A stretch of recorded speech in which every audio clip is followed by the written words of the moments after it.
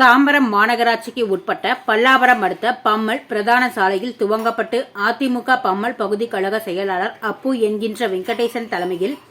திறந்தவெளி வாகனம், இருசக்கர வாகனம் அதிமுக ஸ்ரீபெரும்புதூர் தொகுதி நாடாளுமன்ற வேட்பாளர் பிரேம்குமாரை ஆதரித்து இரட்டை இலை சின்னத்திற்கு வாக்குகளை சேகரிக்க மூங்கில் ஏரி ஈஸ்வரன் நகர், நாகல்கேணி திடீர் நகர், ஆதாம் நகர் ஆகிய முக்கிய பகுதிகளில் பிரச்சாரம் மேற்கொண்டனர். இதில் கூட்டணி கட்சியான தேமுதிக, புரட்சி பாரதம், SDPI, புதிய தமிழகம் ஆகிய அனைத்து கூட்டணி கட்சியினரும் பிரச்சாரத்தில் மேற்கொண்டு இரட்டை இலைக்கு வாக்குகளை சேகரித்து அனைத்து கழக நிர்வாகிகளும் கலந்து கொண்டனர்.